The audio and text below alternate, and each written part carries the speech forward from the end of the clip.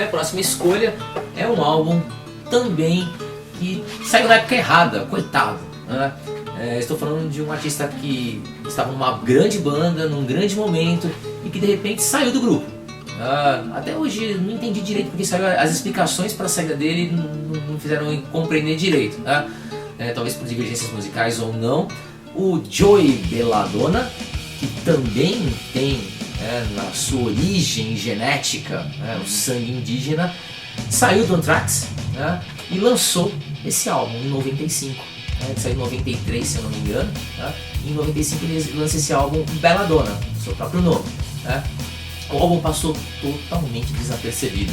Foi lançado por uma gravadora média para pequena, Mouse Over Records, só na Europa, né?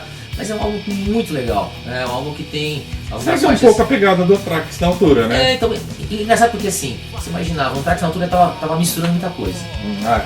Tava com o S.O.D., lançou um álbum só de covers com muito hardcore, não sei o que, não sei se foi esse o motivo ou não do Belladonna sair. Ele já não cantava todas as músicas, né?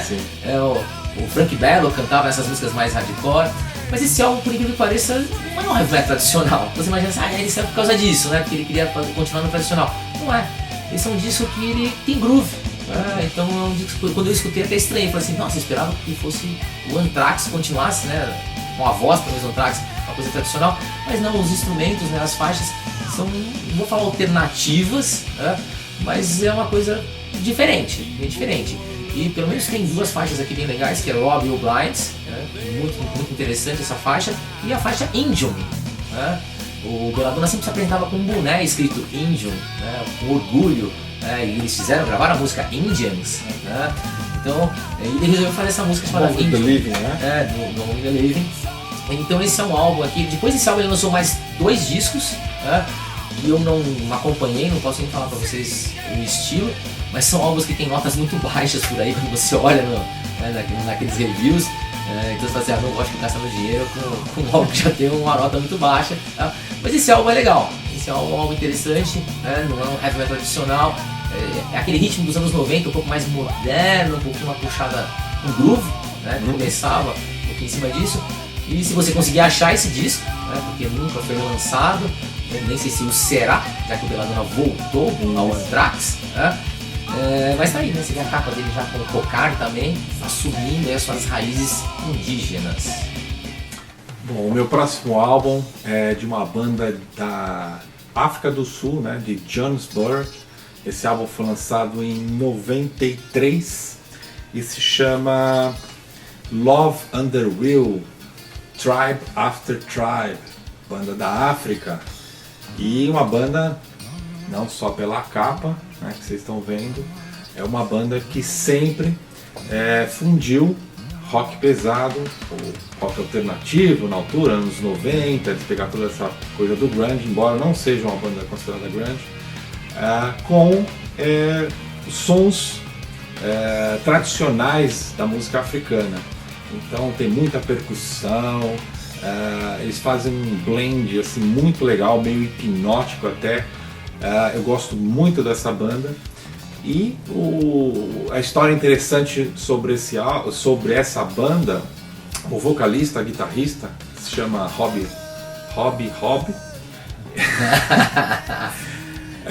Ele escreve as letras, né, escrevia as letras da banda, e o conteúdo das letras eram sempre pertinentes com as questões lá da África, né?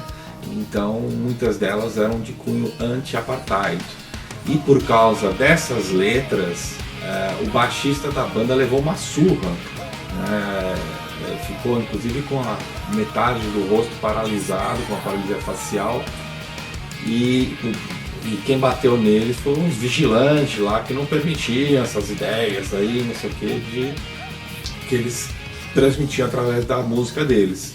E a Anistia Internacional acabou ajudando eles e eles foram relocados para Los Angeles, nos Estados Unidos, e a banda continuou de lá. Esse álbum foi lançado quando eles já estavam nos Estados Unidos, mas musicalmente eles trazem muita coisa bacana, tribal, de raiz do país deles, com esse rock que eles fazem aqui, um rock muito interessante.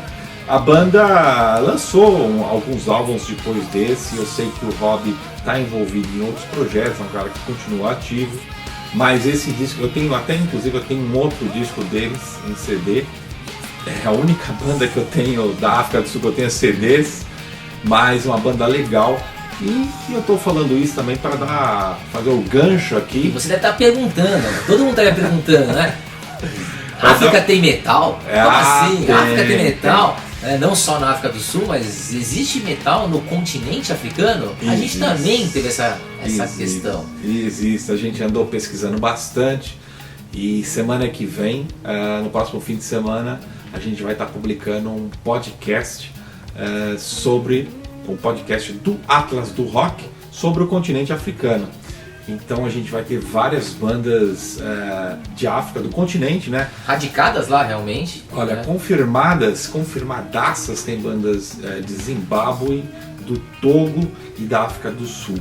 Mas também tem outras bandas ainda que estão enviando as entrevistas essa semana, bandas da Tunísia, de Angola, que mais? Do Quênia, e tem de Madagascar. Então vai ser bem legal, estilos variados. Lá na África, por incrível que pareça, o pessoal curte um som bem agressivo, que mistura metalcore com death metal. Algumas dessas bandas com cunho tradicional, ou seja, com misturas de elementos da sua cultura, que isso é uma coisa bem, principalmente a da Tunísia, que já é uma outra pegada, porque norte de África já tem outras influências, né? De Oriente Médio. De Oriente Médio, exatamente. Mas vai ser um programa muito legal, várias entrevistas, 2 horas no próximo fim de semana. Atlas do Rock sobre África. Especial África. O meu próximo grupo, né, na verdade o último aí que eu escolhi, é um grupo que realmente, de cabo a rabo, da primeira à última música, faz uma homenagem aos povos indígenas americanos. E é um álbum que já teve aqui no nosso programa várias vezes, um álbum não, né, uma banda a terceira vez, que já teve aqui, que tá sempre aqui, talvez a gente acabe falando da discografia inteira deles, né? A banda é boa. A banda é boa. E uma faz diferente da outra, né? Todas as vezes que a gente falou dessa banda eram coisas diferentes, sim, né? Sim. De coisas diferentes. E eu estou falando de uma fase muito clássica, né? Uma fase de um heavy metal assim, classudo mesmo, do Riot. Riot que nesta época que só contava originalmente com o seu guitarrista, o Mike Riley, né? Da formação inicial lá do primeiro álbum, e que vinha fazendo alguns álbuns diferentes de heavy metal tradicional. Fez um álbum chamado Thundersteel, que é um speed metal absurdo, né? Depois veio com outro que era uma coisa mais pesada, densa, que é o Nightbreak, né? O Nightbreaker. E aí lança isso aqui, Os Irmãos da Casa Longa, ou irmão da Longa Casa, né? Que é um álbum realmente em homenagem à cultura indígena.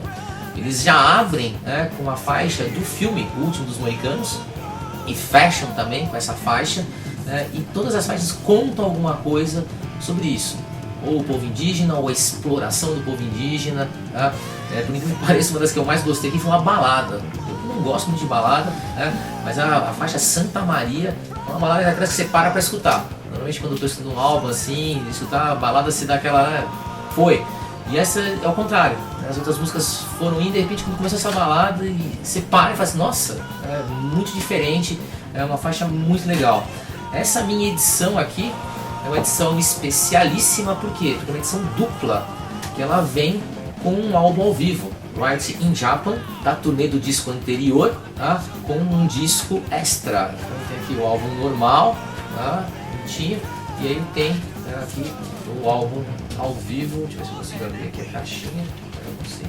Acho que eu vou conseguir. Tá brigando comigo aqui. Aqui está, tá? Riot's Live, que foi lançado só lá no Japão mesmo, tá?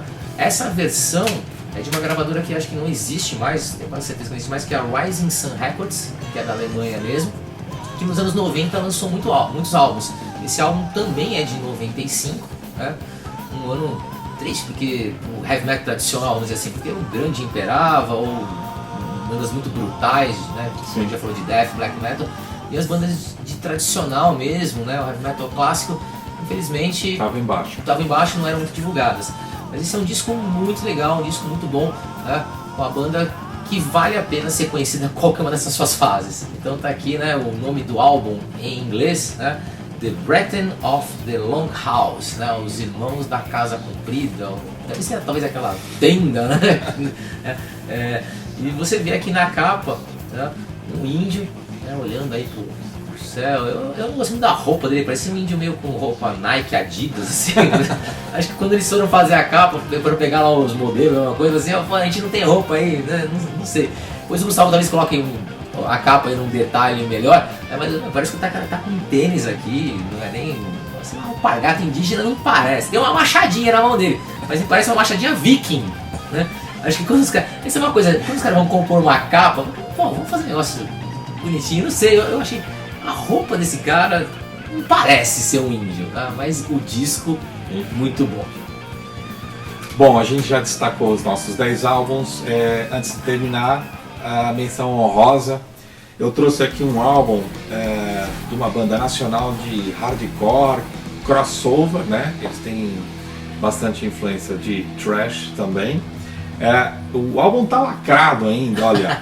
Delinquentes, banda do Pará, acho que a banda mais antiga ainda nativa lá do estado do Pará. Antes do Stress?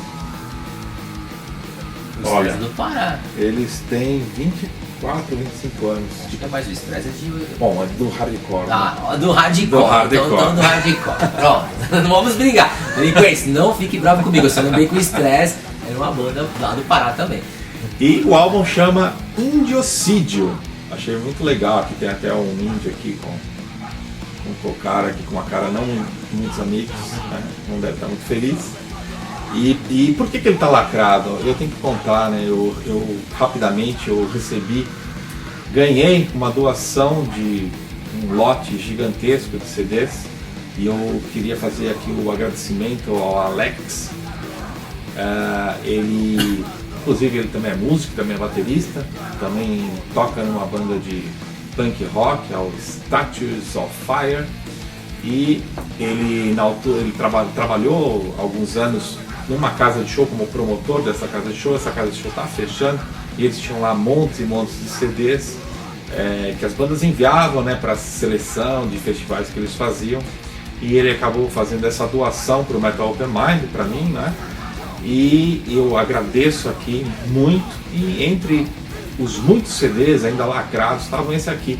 Ainda não, eu escutei assim muito rapidamente, não deu para ter uma opinião concreta sobre a banda, porque eu não conhecia, apesar de ser uma banda antiga. Hardcore não é muito a minha praia, eu até gosto de algumas bandas, mas pelo que eu pude ver é um hardcore cru. A guitarra é bem thrash, mas o som é bem cru, então uma indicação aí de um som hardcore que fala do tema do programa de hoje, né?